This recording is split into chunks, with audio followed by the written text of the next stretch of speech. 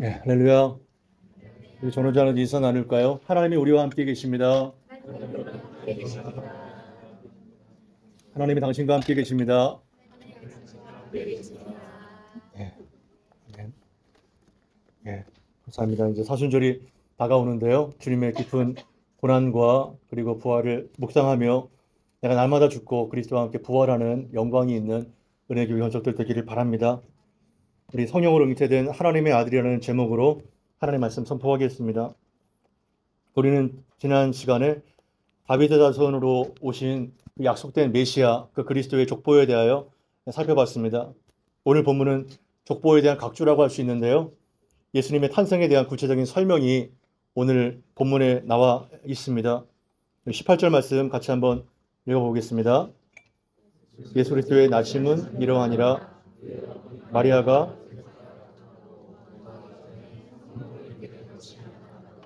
아멘.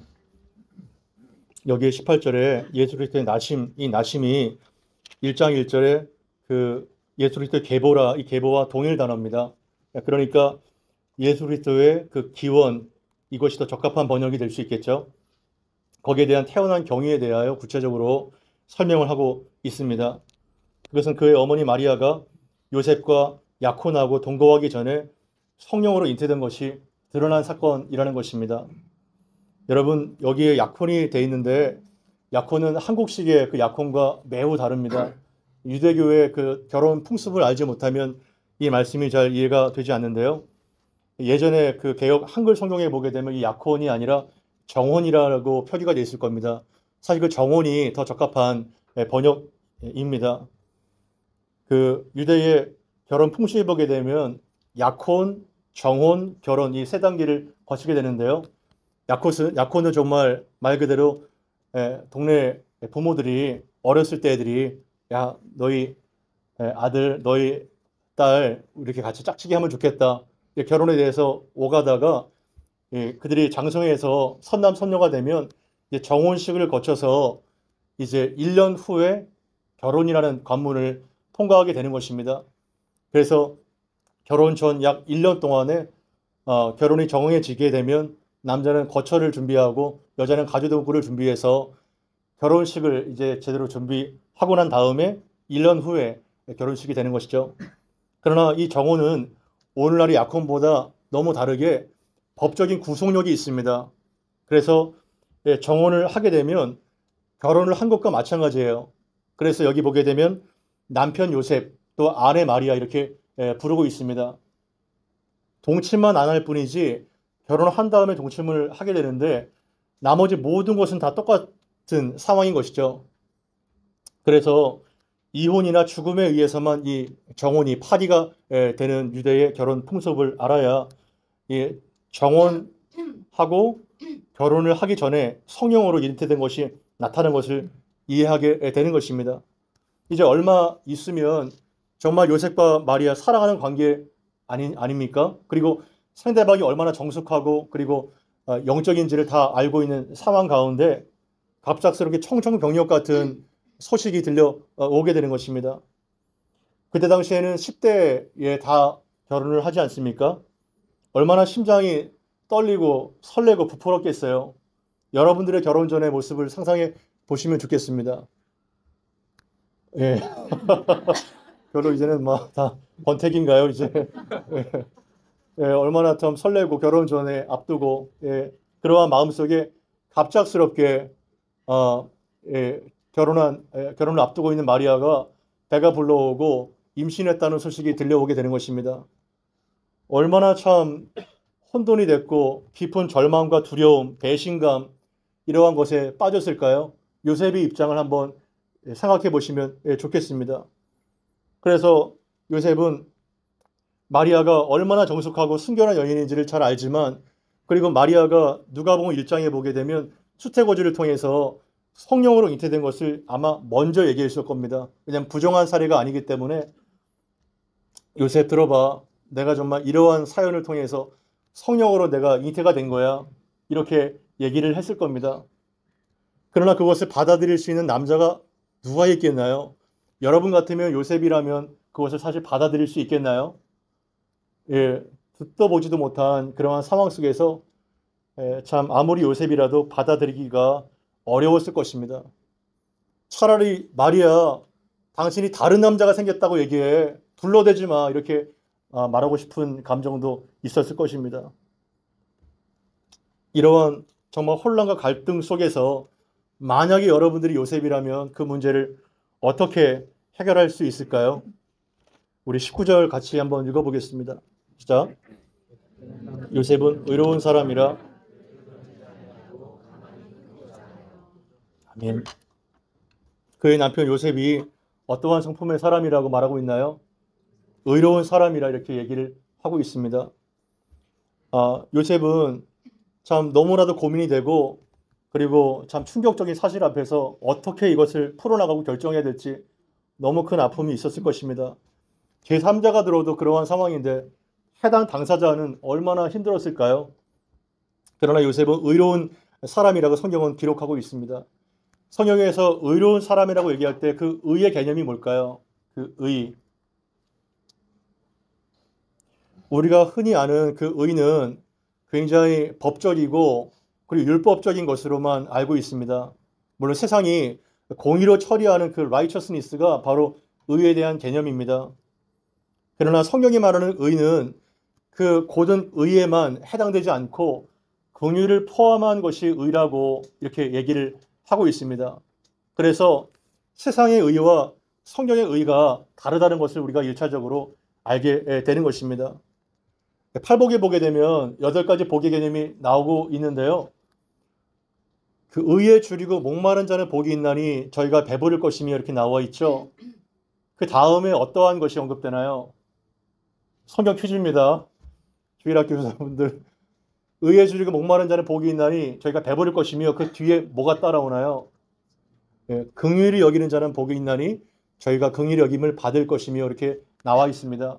그냥 아무렇게나 순서가 배열된 것이 아니라 다 연관성이 있게 그 심령이 가난한 것과 그리고 애통하는 것과 그 모든 것이 연결되어 있기 때문에 의에 줄이고 목마른 것이 그냥 차디찬 냉정한 의가 아니라 긍휼을 포함한 의라는 것을 우리가 알 수 있게 되겠죠. 그래서 성경이 말하는 의의 개념은 긍휼과 연관돼야 됩니다. 의만 있다면 어떻게 결정할까요? 굉장히 냉정하고 그리고 차디차게 그리고 피도 눈물도 없이 결정을 하게 될 것입니다. 하지만 긍휼만 있다면 어떻게 결정을 할까요? 우리 삶 속에서 굉장히 물처럼 무슨 마시멜로처럼 어떤 기준도 없이 그렇게 안타깝게 될 것입니다. 질서가 없죠. 그래서 성경이 말하는 의와 긍휼은 항상 같이 가는 개념인 것입니다. 그래서 요셉이 어떻게 그것을 결정하고 있나요? 드러내지 아니하고 가만히 끊고자 하여 은밀하게 파혼을 결정합니다.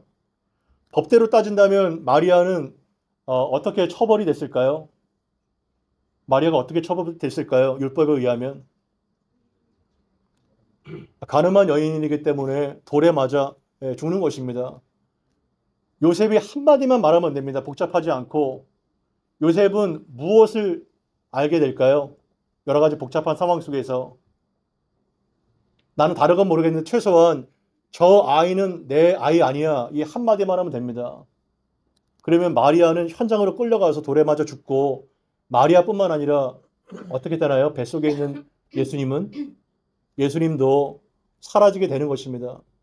수천 년의 계대를 통해서 아담부터 계속 아브라함과 다윗을 통해서 계속 내려왔지만 이 마지막 결정적인 상황 가운데 요셉이 만약에 의롭고 긍휼한 결정을 내리지 않았다면 모든 구속의 역사가 다 파기가 되는 것입니다. 그러한 위태로운 상황 가운데 놓여 있었게 되는 거예요.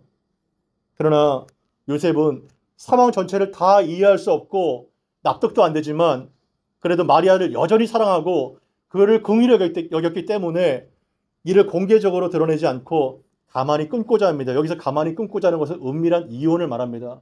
왜냐하면 정혼이 이미 법적으로 부부 상태이기 때문에 이혼이 아니면 이것을 마무리 될 수가 없어요. 그래서 조용하게 문제를 정리해서 그래 네가 더 좋아하는 남자에게 가서 살아 이렇게 배려를 해주게 된 것입니다. 여러분들은 정말 믿었던 사람, 정말 신뢰했고 사랑하는 사람한테 배신을 당하고 이러한 상대방에 여러분들이 놓이게 됐다면 여러분들은 어떻게 반응할까요? 여러분의 결정은 어떻게 결정이 될까요? 정말 믿었고 정말 내가 너무나도 사랑했던 상대였는데 이러한 어처구니 없는 결과가 나왔을 때 우리는 어떻게 해야 할까요? 매스컴에 보게 되면 데이트 폭력이 많이 나와 있지 않죠, 그죠? 사람은 사랑한 만큼 증오하게 됩니다. 그리고 법적인 대응, 몸싸움 이런 거를 통해서 너무나도 참 안타까운 극단적인 선택도 가게 되는데요. 우리는 이러한 요셉의 의로운 행동을 통해서 우리를 적용해 볼 필요가 있습니다. 우리는 문제를 자꾸 들추고 파괴적으로 나가는 사람인가? 아니면 문제를 드러내지 않고 가만히 정리하는 사람인가? 우리는 의와 긍휼이 함께 가는 사람인가? 우리는 돌아봐야 될 것입니다. 그러한 상황에서 하나님이 개입하시는 모습을 보게 됩니다. 20절 같이 한번 읽겠습니다. 자, 이 일을 생각할 때에 주의 사자가 현몽하여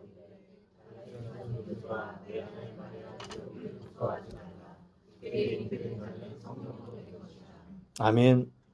이 일을 생각할 때가 보니까 요셉의 깊은 고뇌를 이 말씀을 통해서 알게 됩니다. 얼마나 10대 소년이 정말 부르짖으며 어떻게 일을 해결하는가, 얼마나 낙심이 됐겠습니까? 그러한 깊은 절망 가운데 하나님이 개입하고 계신 것입니다. 그래서 주의 사자를 보내셔서 다윗의 자손 요셉아, 내 안에 마리아 되기를 두려워하지 말라. 그에게 잉태된 것은 성령으로 된 것이다. 이렇게 상황을 설명해 주고 계십니다. 얼마나 참 하나님의 은혜와 상황이 크나요?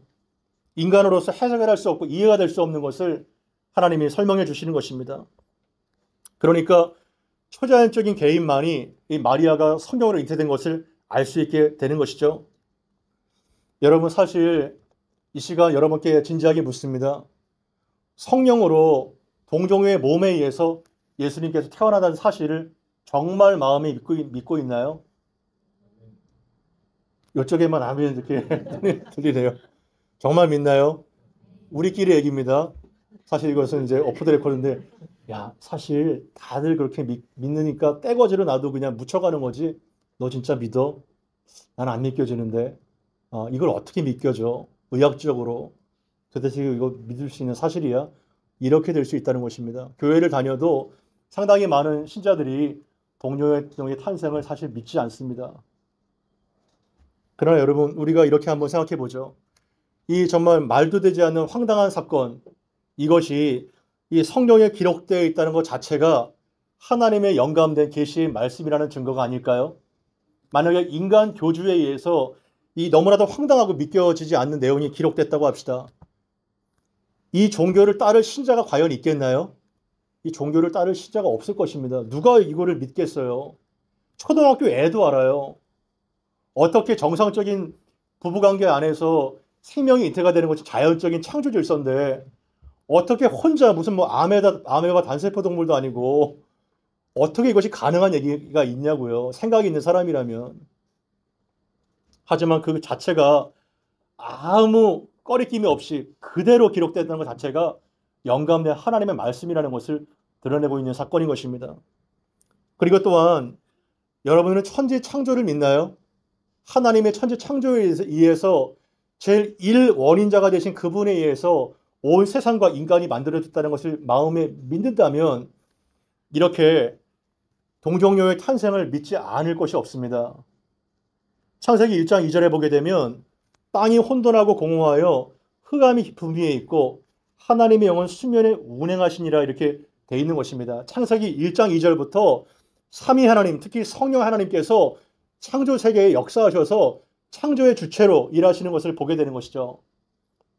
그리고 시편 104편 30절에 주의 영을 보내사 그들을 창조하시고 이러한 말씀이 있습니다. 그러니까 하나님의 영은 이것을 통하여 창조의 영, 생명을 불어넣으시는 영이라는 것을 알 수 있겠죠. 흙덩이로 사람을 만들었는데 그 흙덩이는 아무런 능력이 없습니다. 그 코에 생기를 불어넣어 주셔서 생명이 들어가야 드디어 생기가 되는 것입니다. 생기가 들어가야 생명이 되게 되는 것이죠. 더 정확하게 병행 구절인 누가복음 1장 34절에서 35절을 보게 되면 마리아에게 가브리엘 천사가 나타나서 이렇게 수태고지를 얘기하지만 마리아의 입장은 뭔가요? 나는 남자를 알지 못하니 어찌 이 일이 가능합니까? 이렇게 반문했을 때 그 가브리엘 천사가 대답하지 않습니까? 성령이 너희에게 임하시고 지극히 높으신 이의 능력이 너를 덮으시리니. 성령이 너희가 임하셔서 지극히 높으신 하나님의 능력이 너를 덮으시는데 나실 바 거룩한 이는 하나님의 아들이라 일컬음을 받게 될 것이다. 성령의 역사가 여기서 나타나게 되는 것입니다. 성령의 역사는 죽은 영혼만 중생케 하는 그러한 영뿐만 아니라 실제로 창조세계에 개입하셔서 생명을 주시고 그리고 창조의 역사, 재창조의 역사를 주체적으로 일하시는 거룩한 하나님의 영입니다. 아멘. 그래서 성령의 역사를 믿는다면 우리는 이것을 믿음으로 받게 되는 것입니다. 이성으로 이해할 수 없어요. 어떠한 학자도 어떠한 대목회자도 이성으로 납득할 만한 성령이 없습니다. 그러나 오늘날 과학이 어떻게 보면 신적 존재가 됐어요. 여러분, 우리가 육안으로 보는 눈 믿을 만한 것일까요? 사실은 믿을 수가 없습니다. 얼마나 많은 오해와 그리고 한계가 있습니까? 얼마 전에 그 허블 망원경에 몇백 배가 되는 그 망원경이 탄생됐다고 합니다. 이제는 정말 수만 광령, 수백만 광령에 있는 별까지 정확하게 볼 수 있다고 합니다. 육안으로 그것을 볼 수가 있나? 달도 못 보는데요. 그리고 현미경이 아니면 세포와 병균을 볼 수가 없겠죠. 우리의 시야는 너무 제한됩니다. 그리고 말을 들었을 때 얼마나 그것을 오해하고 우리의 귀가 믿을 수 있을 것 같아요? 우리의 감각기관은 믿을 수가 없습니다. 우리의 경험 자체가 아무리 무드셀라처럼 천살이 살지라도 영원하신 하나님을 곧 만나게 될 텐데 그 밖에 나갈 때 와, 이러한 세상이 펼쳐졌구나. 이것을 그때 알게 될 것입니다. 그래서 우리의 제한된 경험과 지식으로 하나님을 재단하지 마십시오. 믿음으로 보게 되는 것이지 보고 믿는 것이 아닌 것입니다. 그래서 이성이 아니라 성령의 역사로 이 동정녀의 탄생을 받아들이고 믿으시기를 바랍니다. 구하시고 기도하시면 이 기적과 같은 것이 믿어지게 되는 역사가 나타나게 되는 것입니다. 이것이 바로 첫 단추예요. 첫 단추. 여러분, 양복을 입을 때 첫 단추를 장목 끼우게 되면 어떻게 될까요? 계속 어긋납니다. 계속. 이 첫 단추를 잘못 끼우게 되면 계속 어긋나게 되는 거예요. 동정녀의 탄생을 믿지 않는 사람이 성경에 나와 있는 기적과 그리고 죽은 자를 살리시는 능력과 오병이어와 무리를 걷는 예수님 과연 인정할 수 있을까요? 인정할 수가 없어요. 어떻게 사람이 무리를 걸어? 어떻게 떡 5개와 물고기 2마리로 5천 명을 먹여? 야, 웃기지 마. 이거는 신화야. 심지어 이러한 상황 가운데 얘기하는 사람도 있어요. 그리고 곧 다가오는 예수님의 그 순환과 부활, 승천, 하나님 보좌 우편에 계신 거, 이 사도시경 전체에 나와 있는 것이 다 부정되는 겁니다. 첫 단추가 잘못 끼워지게 되면. 그래서 부활절을 맞을 때 그 부활절에 부활의 의미를 모든 교회와 모든 교파가 다 지키지만 이 자유주의 신학자들이 묻는 부활의 개념은 전혀 다릅니다. 이 성경에서 모든 신적인 요소로 기적을 다 빼버려요. 그래서 그들이 믿는 부활의 개념은 관념적인 부활입니다. 정신적인 부활이에요. 이순신 장군이라 세순대왕 같은 그 영이 그분의 가르침이 우리 안에 살아있는 것처럼 종이호랑이를 믿는 부활의 개념인 것이죠. 능력이 있을까요? 죽은 자가 살아날까요? 그러한 정신통일 정도 되는 부활이겠죠. 그러나 우리는 예수님의 십자가와 죽음과 부활이 2000년 전에 정말 시간과 공간 속에서 역사된 사건이라는 걸 믿는 것처럼 이 동정녀의 탄생도 베들레헴에서 실제로 벌어졌던 역사적인 사건이라는 것을 믿음으로 받아들여야 되는 것입니다. 아멘. 그래야 그 모든 것들이 죽은 부활이 아니라 살아있는 예수를 믿고 정말 죽음의 사망 권세를 깨뜨리고 부활하신 그 능력의 예수님을 믿고 이 어둡고 악한 세상을 뚫어나갈 수 있는 실제적인 능력이 임하게 되는 것입니다. 아멘. 그 파워가 다른 것입니다. 파워가. 종이 호랑이를 바라보는 사람과 실제 호랑이를 만난 사람은 너무 다른 것입니다. 우리는 복음주의 안에서 개혁주의 안에서 실제적인 부활을 믿는 것입니다. 그래서 눈물이 터지게 되고 나 같은 원수인 죄인을 위하여 갈보리에 십자가를 주신 예수님 앞에 꼬꾸라지게 되고 회개하게 되고 부활의 영광을 가슴 터지면서 찬송하게 되는 것이죠. 그것이 예수님의 순환과 부활인 것입니다. 첫 단추가 끼워지게 되고 믿어지게 되고 믿는 것이 아니라 믿어지는 하나님의 수동 가운데 나타나는 여러분들이 신앙이 되기를 바라는 것입니다. 21절 말씀 같이 한번 읽어보겠습니다. 시작. 21절입니다.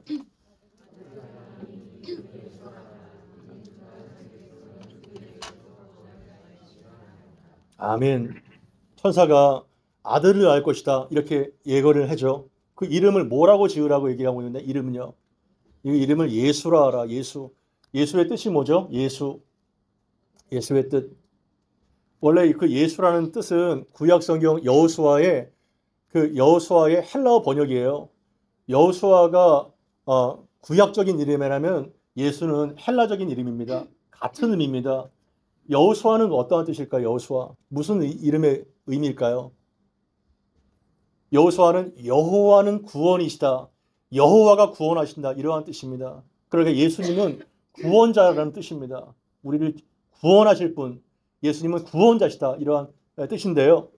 하지만 더 중요한 것은 그 예수님이 구원하시는데 어디에서 구원하시는가요? 어디에서요? 자기 백성을 그들의 죄에서 구원할 자이라고 얘기하고 있는 것입니다. 아멘. 죄에서 구원하시는 것입니다. 죄에서. 이게 중요합니다.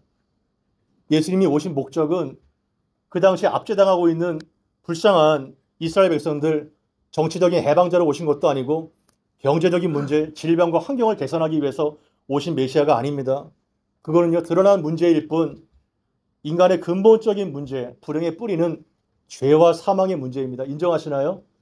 이 죄 때문에 모든 불행과 모든 관계의 깨짐과 이 죄악 때문에 다 발생하는 것입니다. 이 지긋지긋한 죄가 수천 년 동안 우리를 괴롭히고 있고 서로 죽이고 전쟁이 터지게 되고 깨지고 분열과 아픔과 고통과 질병과 사망 권세 가운데 죄만 들어온 것이 아니라 죄가 사망을 같이 들고 와서 이 사망이 있게 된 것입니다. 한 사람 아담의 범죄로 말미암아. 그래서 어떤 학자는 이렇게 얘기를 합니다. 인간에게 가장 필요한 것이 지식이었다면 하나님은 누구를 보내셨겠어요? 교육 전문가를 보냈을 것입니다.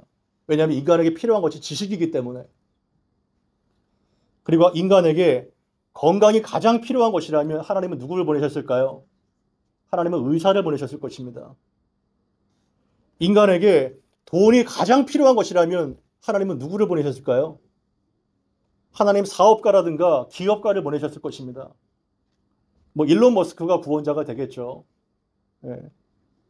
그리고 사람에게 가장 필요한 것이 즐거움이라면 누구를 보내셨을까요? 코미디언이나 개그맨을 보내주셨을 것입니다. 연예인을 보내주셨겠죠. 그러나 인간에게 가장 필요한 것은 무엇일까요? 인간에게 가장 필요한 것. 그것은 죄의 사함인 것입니다. 죄의 사함.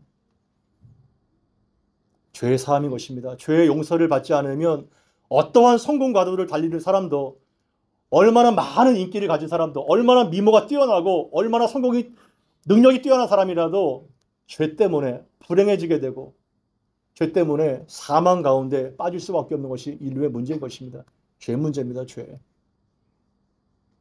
그래서 이 죄 문제를 해결하기 위해서 우리 예수님 하늘의 모든 영광을 다 버리고 인간의 몸을 입고 이 땅에 오신 것입니다. 족보 안으로 오셨고 이 세상의 역사 가운데 쳐들어오신 예수. 세계사 속에서 가장 경악스럽고 가장 경탄할 만한 그 사건이 바로 예수님의 임재인 것입니다. 예수님의 선육신인 것입니다. 예레미야 2장 13절 19절을 보게 되면요, 인간의 근본적인 문제의 뿌리가 무엇인가를 잘 설명해 줍니다. 예레미야 2장 13절 말씀입니다. 같이 한번 읽겠습니다. 시작.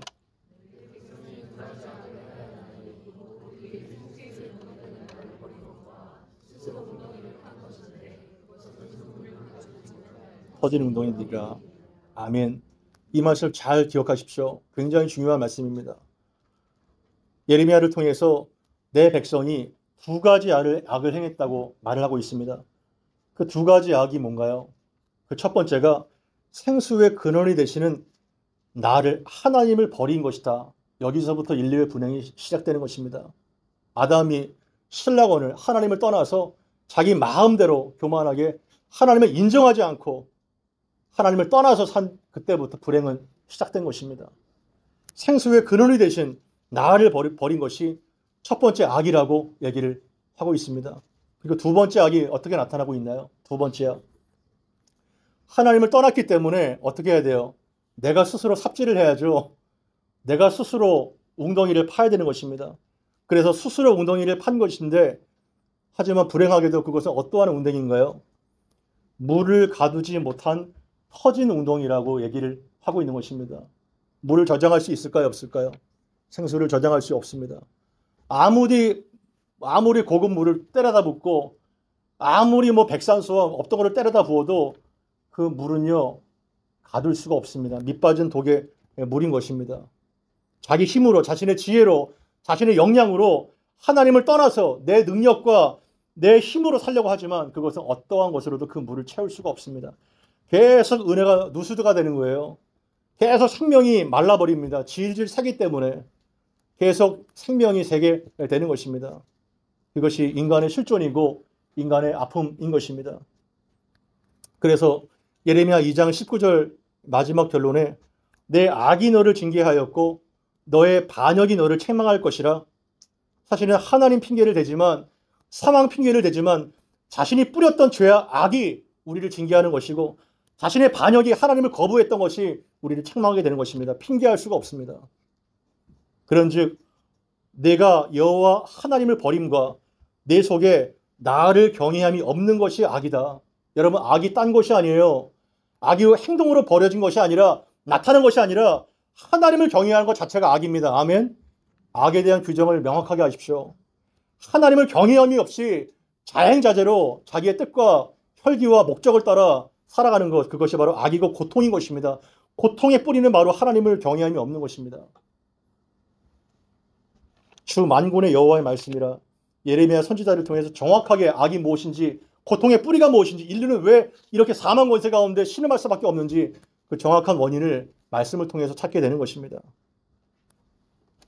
그 죄 문제를 근본적으로 해결해 주시기 위해서 하나님은 선지자를 계속 보내시다가 안 되겠다, 내 아들을 마지막으로 보내게 된 것입니다. 그게 갈보리의 십자가인 것입니다. 그러나 이것은 즉흥적으로 하나님의 계획에 의해서 나타난 것이 아니라 오래전부터, 짧게는 700년 전에 이사야의 예언으로부터, 길게는 영원전부터 하나님께서 계획하신 사건인 것입니다. 22절, 23절 같이 한번 읽습니다. 시작. 이 모든 일을 된 것이 주께로 선지자로 하신 말씀을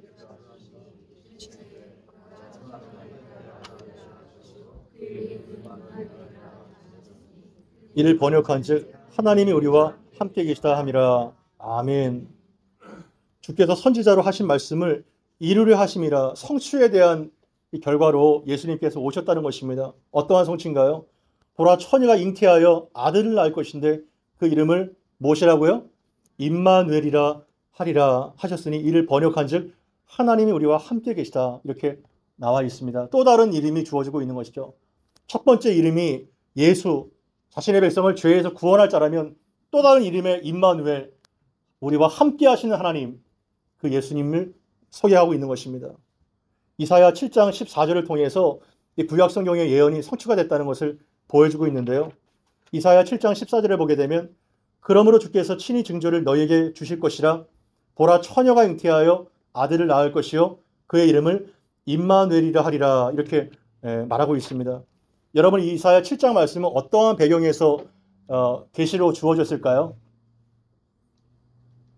BC 735년에 아람 왕 르신과 이스라엘 왕 베가가 유다 왕 아하스를 이제 연합해서 공격을 하려고 합니다. 이렇게 풍전등화와 같은 이스라엘 역사 속에서 하나님께서는 이사야를 통하여 당신 징조를 구하십시오, 이렇게 하나님의 보호를 얘기합니다. 그러나 아하스는요 완전히 불신자입니다. 믿음이 하나도 없습니다. 그래서 나는 징조를 구하지 않겠어, 이렇게 얘기를 해요. 마치 하나님을 정말 잘 믿는 사람처럼. 그래서 이사야가 그의 신앙과 상관없이 그 유다 나라를 불쌍하게 여겼기 때문에, 잘 들으시오, 처녀가 잉태해서 아들을 낳을 것인데 그 아기가 장성하기 전에 연합 공격을 펴는 두 왕은 패망할 것이라는 예언을 부분적으로 이사야 당시에 예언을 했던 것입니다. 실제로 아이가 자라기 전에 그 두 왕은 패망하게 되었고 그것이 부분적으로 예언이 성취가 되었습니다. 그 이후에 700년 뒤에 이 예수님의 탄생으로 말미암아 그 임마누엘의 복이 완전히 성취가 된 것을 보게 되는 것입니다. 하지만 이사야 당시에 그 처녀는 버진이 아니에요. 그냥 젊은 여자를 말합니다. 하지만 여기서 23절의 처녀는 정말 동정녀를 말하고 있는 것이죠. 이미 함께라는 뜻이고 만호는 우리, 그리고 엘은 하나님이에요. 하나님이 우리와 함께 하시다는 것이 예수님의 두 번째 이름인 것입니다. 그리고 마태복음 전체를 이 임마누엘 사상이 관통을 하고 있습니다. 첫 번째 1장에서 하나님이 우리와 함께 하시다는 예수님의 이름을 통해서 그것을 알게 되고 있고, 또한 마태복음 18장을 통해서 어떠한 개념이 나타나게 되나요? 두세 사람이 내 이름으로 모인 곳에 내가 너희와 함께 할 거야. 그 임마누엘 사상이 나타나게 되고, 마지막 28절에 무엇으로 이 마태복음이 마무리가 되나요? 세상 끝날까지 내가 너희와 함께 하겠다는 임마누엘의 정신이 마태복음 전체를 관통하고 있는 것입니다. 여러분들은 하나님이 여러분들과 함께하고 있다는 이 사실을 정말 믿고 계신가요? 그리고 그 사실을 의지하고 영적 전쟁에서 승리하고 있으며 그 말씀을 붙들고 살아가고 있습니까? 이거는 대단히 너무나도 중요한 것입니다. 신자가 영적 전쟁에서 승리하는 비결이 무엇일까요? 인맥과 돈과 권력과 지식과 능력, 처셋을 급할 때 아무 도움이 안 됩니다. 하나도 도움이 안 됩니다. 그러나 하나님의 말씀을 붙잡고 이 말씀을 붙잡고 영원히 변하지 않는 생명의 약속을 붙잡되 그 사람은 하나님과 함께하는 승리가 있게 될 것입니다. 성경 여러 곳에서 어마어마하게 이 임마누엘의 얘기를 하고 있는데요. 대표적으로 창세기 28장 15절에 보게 되면 야곱이 형 아버지를 속이고 가출해서 돌베개를 비고 잠자게 됩니다. 그때 하나님께서 수닥다리 같은 비전을 보여주시면서 내가 너와 함께 있어 내가 어디로 가든지 너를 지키며 너를 이끌어 이 땅으로 돌아오게 할 것이라 내가 내게 허락한 것을 다 이루기까지 너를 절대로 떠나지 아니하리라 임마누엘의 복을 주셨던 것입니다. 이 말씀을 붙잡고 야곱은 와 두렵도다 하면서 베들이라는 지명으로 그 곳을 일컬었고 수십 년 동안 이 임마누엘의 말씀을 붙잡고 야곱의 변해서 이스라엘이 됐던 기적을 나타나게 된 것입니다. 여호수아를 보십시오. 모세가 이제 죽었습니다. 어떻게 보면 그 나라를 세우던 국부가 죽은 것입니다. 얼마나 두렵고 떨렸겠어요. 요단강은 앞에 있죠. 200만 명이라는 사람이 나만 바라봅니다. 여호수아만 바라봐요. 그러한 정말 짓눌린 부담 속에서 하나님께서 어떻게 계속해서 여호수아를 힘을 주십니까? 마음을 강하게 하고 담대히 하라. 두려워하지 말고 놀라지 말라. 여호수아야 네가 어디로 가든지 내 하나님 여호와가 너와 함께한다. 아멘. 그것을 여호수아를 통해서 말씀하시고 우리를 통해서 말씀하시는 것입니다. 이 말씀을 붙잡고 요단강을 건널 때 요단강이 갈라지게 되는 것이고 여리고가 무너지게 되는 것이고 심지어 해와 달이 멈추는 엄청난 기적을 통해서 약속의 땅을 성취하고 승리하게 되는 것입니다. 임마누엘의 하나님을 붙잡을 때 이러한 기적과 은혜가 나타나게 되는 것입니다. 또한 히브리서 13장 5절에 내가 결코 너희를 버리지 아니하고 너희를 떠나지 아니하리라. 이 얼마나 정말 의미 있는 말씀입니까? 얼마나 힘이 되는 말씀인가요? 다른 거 다 필요 없습니다. 이 하나만 있어도 하나님은 나와 함께 하신다는 이 하나만 붙잡아도 하나님과 접속하게 되고 그분 안에 내가 거하고 내가 안에 그분이 거할 때 모든 부와 능력과 권세와 생명과 안전이 다 주어지게 되는 것입니다. 아멘. 그것을 우리가 붙잡아야 되는 것입니다. 허망한 거 붙잡지 마십시오. 임마누엘의 하나님을 붙잡고 승리하시기를 바랍니다. 요한복음 1장 14절에 말씀이 육신이 되어 우리 가운데 거하신 이 사건이 성육신 사건인데요. 그래서 우리가 그의 영광을 보니 독생자의 영광이요 은혜와 진리가 충만하더라. 이 말씀을 해주신 것입니다. 우리 가운데 거하신 사건, 이것이 임마누엘의 예수님의 모습인 것입니다. 그거를 누리고 있어야 됩니다. 개념이 아니라 실제적인 삶 가운데 동행하고 우리는 그 임마누엘 복을 누려야 되는 것입니다. 마지막으로 24절, 25절 같이 한번 읽겠습니다. 시작. 요셉이 잠에서 깨어 일어나 분부대로 행하여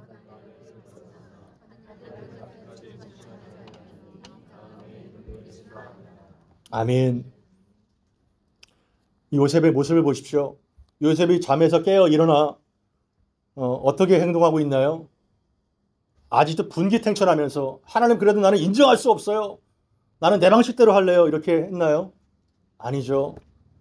아직도 이해가 되지 않고 이 말씀이 납득이 되지 않지만 하나님의 분부이기에 그 아내를 데려옵니다. 아내를 데려온다는 것은 뭔가요? 결혼을 의미합니다. 마리아를 부정한 여자고 그 아이의 출처를 알지 못하지만 내 아내로 맞는 것이죠. 그래서 순종을 통해서 성취가 되는 하나님의 나라 보게 되고 요셉은 끝까지 의로운 사람이기 때문에 예수님이 낳기까지 동침하지 않은 절제력을 보게 되는 것입니다. 여기서 우리는 세 명의 순종을 보게 되는데요. 첫 번째는 요셉의 순종입니다. 여러분들은 이해가 안 되고 요셉처럼 감정이 정말 동의가 안 돼도 하나님의 뜻이라면 순종할 수 있는 상황이 되나요? 이러한 결단이 있습니까? 그것이 바로 자기 부정적 순종인 것입니다. 자기 부정적 순종. 자기를 부정하고 부인하고 내 뜻과 마음은 절대로 동의가 안 되지만 하나님의 뜻이기 때문에 나는 내 것을 포기하고 하나님의 뜻을 따른다. 이것이 바로 자기 부정적 순종인 것입니다. 오늘 많은 사람들이 어떻게 행동하나요? 하나님의 말씀이 이렇게 명확한데도 하나님의 말씀을 굴복하지 않습니다. 나의 고집과 확신과 주장과 그것이 너무나 강하기 때문에 하나님의 뜻이고 뭘고 아무 상관없습니다. 얼마나 안타까워요. 그러나 10대밖에 안 되는 이 10대 소년의 요셉의 신중함과 절제함과 성숙함을 보십시오. 얼마나 탁월합니까? 얼마나 탁월한 영성입니까? 그리고 마리아의 순종을 보게 되는 것입니다. 주의 여종이오니 말씀대로 내게 이루어지이다. 이렇게 마리아가 순종했기 때문에 예수님께서 태어나게 된 것이고 그리고 마지막으로 예수님의 순종이 보여지지 않습니까? 하늘의 모든 영광을 다 뒤로하고 인간이 되어서 시간과 공간 속에 제약이 된 것입니다. 이 세 명의 순종을 통해서 하나님의 나라가 성취되고 이어지게 되는 것입니다. 여러분, 하나님의 나라는요, 내가 가만히 있어도 그냥 알아서 순종되는 이루어지는 나라가 아닙니다. 우리의 순종을 통해서 전진되고 확산되는 것이 바로 하나님의 나라인 것입니다. 그래서 내가 이해가 안 돼도 내가 납득이 안 돼도 하나님의 말씀이 분명하다면 거기에 대한 순종으로 하는 것이 하나님의 뜻인 것입니다. 명심하십시오. 요셉은 보십시오. 하나님의 뜻이 분별이 안 되고 혼란스러울 때는 신중합니다. 그러나 하나님의 뜻이 명확하게 밝혀졌을 때는 신속하게 순종합니다. 아멘. 그 두 가지가 차이가 있는 것입니다.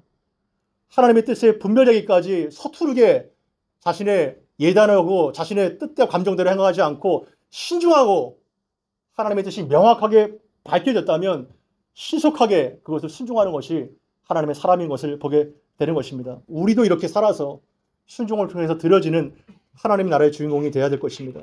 말씀을 마칠까요? 성령으로 잉태된 하나님의 아들이라는 이 정말 중요한 성경의 진리를 보게 되는 것입니다. 이 말씀을 믿음으로 받아들이시고 임마누엘의 축복을 경험하는 여러분들의 모습이 되기를 바라는 것입니다. 그리고 어떠한 상황 가운데서도 정말 이 하나님이 함께 하신 날 그 믿음으로 살아갈 때에 우리는 영적 전쟁에서 승리하며 그리고 기적과 은혜를 매일 맛보는 삶이 될 것입니다. 정말 은혜의 교회의 모든 권속들이 이러한 모든 악함과 어둠을 뚫어내고 믿음으로 전진하며 그리고 하나님의 아들을 붙잡고 동행하는 살아있는 신앙생활, 그러한 고난주간 부활의 영광이 함께하기를 간절히 바랍니다. 함께 들은 말씀 기억하면서 합심하여 기도하고 봉헌하겠습니다. 기도하겠습니다.